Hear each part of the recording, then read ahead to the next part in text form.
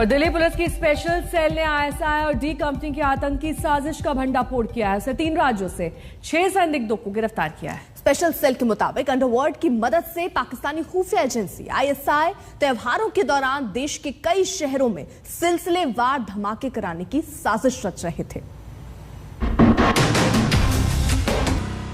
एक multi state operation में हमने 6 लोगों को गिरफ्तार करा है। ख़ास बात इसमें यह है कि इन 6 में 2 आदमी ऐसे भी हैं जो कि पाकिस्तान में जाकर अभी इसी साल ट्रेनिंग कर वापस आए हैं। केंद्रीय एजेंसी से हमें एक इनपुट मिला था कि भारत के कुछ प्रमुख शहरों में कुछ आतंकी घटनाएं करने की एक साजिश हो रही है जो कि बॉर्डर के उस पार से है। ओसामा और जीशान कमर ये 2 पाकिस्तान प्रशिक्षित आतंकी हैं जो आईएसआई के इशारे पर काम कर रहे थे। उन्हें दिल्ली और उत्तर प्रदेश के अलग अलग ठिकानों पर आईईडी लगाने के लिए उनकी रैकी करने के लिए जिम्मेदारी सौंपी गई थी।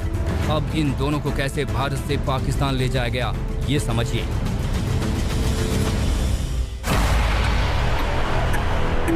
पूछताछ में ओसामा ने बताया कि 22 अप्रैल को लखनऊ से सलाम एयर फ्लाइट के जरिए उसे ओमान के मस्कट ले जाया गया। वहां उसकी मुलाकात कमर से हुई जो ट्रेनिंग के लिए भारत से पहले ही पहुंच चुका था। मस्कट से ओसामा और जीशान को पाकिस्तान के ग्वादर पोर्ट के पास जियोनी टाउन लाया गया। फिर एक पाकिस्तानी उन्हें कराची के उसी थट्टा फार्म हाउस पर ले गया जहां मुंबई हमले में शामिल आतंकी कसाब को ट्रेनिंग दी गई थी। ऐसे हैं जो कि अभी अप्रैल में यहाँ से मस्कट गए थे। यहाँ से वो बाई एयर गए और वहाँ से मस्कट से इनको by ship and boat Pakistan ले जाया गया।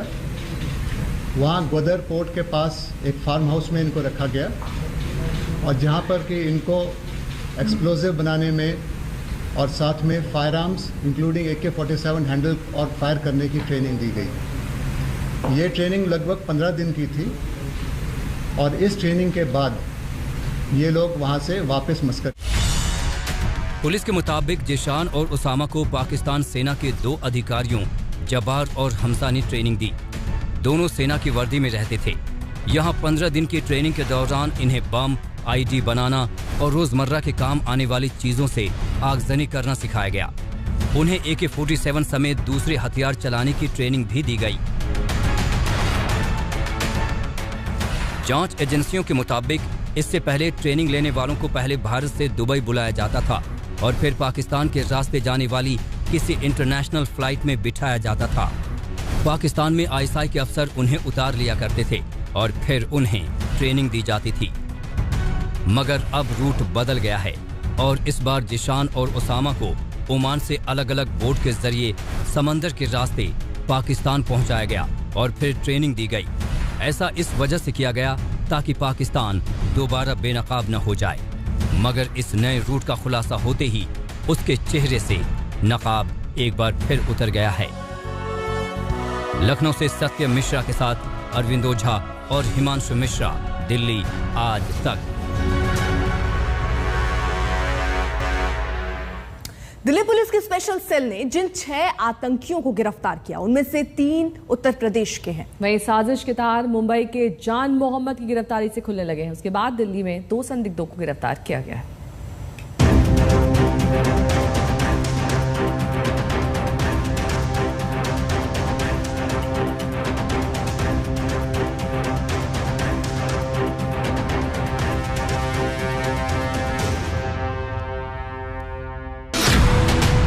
दिल्ली, मुंबई, लखनऊ, प्रयागराज और रायबरेली। पाकिस्तानी खुफिया एजेंसी आईएसआई और डी कंपनी के अनीस इब्राहिम की रची साजिश के मुहरे इन शहरों से धर दबोचे गए। मुंबई से जान मोहम्मद शेख उर्फ समीर, दिल्ली के ओखला से ओसामा और सराय काले खां से अबू बकर, लखनऊ से अमीर जावेद, प्रयागराज से जीशान कमर और रायबरेली से मूलचंद। आतंक के इन 6 चेहरों की कमान आईएसआई के हाथों में थी, जिस पर इन्हें हथियार और गोला बारूद मुहैया कराने की जिम्मेदारी थी। जबकि दाऊद का भाई अनीस इब्राहिम इनकी फंडिंग कर रहा था और स्लीपर सेल के जरिए इन्हें आतंकी वारदात में मदद कर रहा था।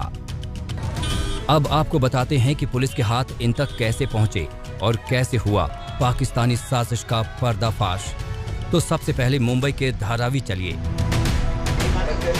ये जान मोहम्मद उर्फ समीर का घर है। जान मोहम्मद जो पेशे से ड्राइवर है, इस वक्त दिल्ली पुलिस स्पेशल सेल की गिरफ्त में है। इसके कनेक्शन अंडरवर्ल्ड से बताए जाते हैं। इसके घर में इसकी पत्नी और 2 बेटियां हैं, जिन्हें मुंबई क्राइम ब्रांच पूछताछ के लिए थाने लेकर आई है। अब पड़ोसी जान मोहम्मद की गिरफ्तारी से हैरान हैं। शौक तो लगा ना सर, लगा। इसके बारे में हमको भी अफसोस है इस बात को कि ऐसा कैसा हो गया। उसके बारे में हमको जानकारी नहीं कि ये चीज़ में हुआ है इससे पहले। अब इसके बाद में क्या हो गया, उसका घर की स्थिति क्या हुआ। उसके बाल बच्चे भी अच्छे थे, 2 लड़कियां हैं, एक छोटी एक 15-16 साल की है। कुछ ऐसी ही हैरानी लखनऊ में अमीर जावेद के पिता को भी हुई। सुबह 7 बजे यूपी एटीएस की टीम ने दस्तक दी और उनके तीनों बेटों को अपने साथ ले गई। इनमें से पुलिस को अमीर जावेद की तलाश थी।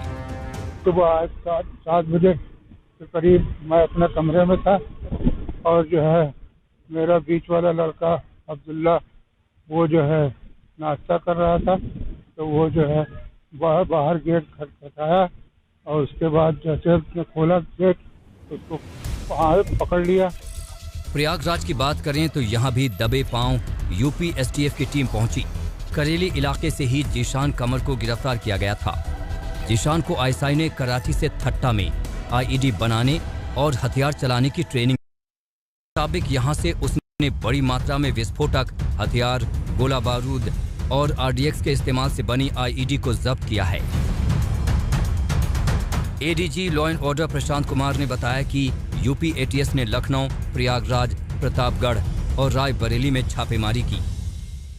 यूपी एटीएस के द्वारा एक महत्वपूर्ण सफलता हासिल करते हुए आईएसआई स्पॉन्सर्ड मॉड्यूल को बस्ट किया गया है तथा 3 लोगों को हिरासत में लिया गया है।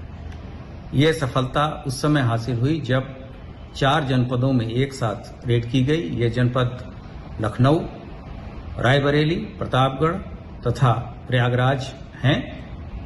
एक लाइव आईईडी भी प्रयागराज जनपद से बरामद हुआ है। दिल्ली पुलिस की स्पेशल सेल के मुताबिक ये टेरर मॉड्यूल आईएसआई और अंडरवर्ल्ड मिलकर चला रहे थे। गिरफ्तार किए गए 6 संदिग्धों को अलग अलग जिम्मेदारी सौंपी गई थी। मुंबई के धारावी से गिरफ्तार जान मोहम्मद डी कंपनी के अनीस इब्राहिम का गुर्गा है। उसे अनीस ने जिम्मेदारी सौंपी थी कि वो भारत में आईईडी, अत्याधुनिक हथियारों और ग्रेनेड की डिलीवरी ले और उसे अलग अलग लोगों तक पहुंचाए। पूछताछ में पुलिस अब इन 6 आतंकी चेहरों में से हर एक के रोल का और उनके टारगेट का पता लगाने में जुटी है। लखनऊ से सत्यम मिश्रा के साथ अरविंद ओझा और हिमांशु मिश्रा, दिल्ली आज तक। वहीं लखनऊ से पकड़े गए आमिर जावेद के पिता और भाई को आज भी नहीं यकीन है कि उनके बेटे का कोई अंडरवर्ल्ड या टेरर कनेक्शन है।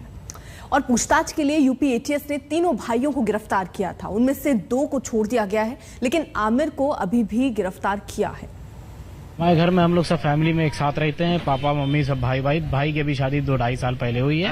आमिर शादीशुदा है? अभी शादी हुई है 2.5 साल पहले। एक बच्चा है उनका 1.5 महीने का, 1.5 महीने का। और उसके बाद जो है कल जब हमको 7-7:30 बजे एटीएस लेके गई है, तो पहले बात यही हो रही थी कि जो है अगर तुम लोगों की कोई गलती नहीं होगी तो तुम लोगों को बाइज्जत छोड़ दिया जाएगा घर। फिर उसके बाद उन्होंने 2-3 घंटे के बाद कहा कि जो है तुम लोगों को भी छोड़ देंगे। फिर उसके बाद 6 बजे तक कहा कि तुम तीनों को छोड़ देंगे घर।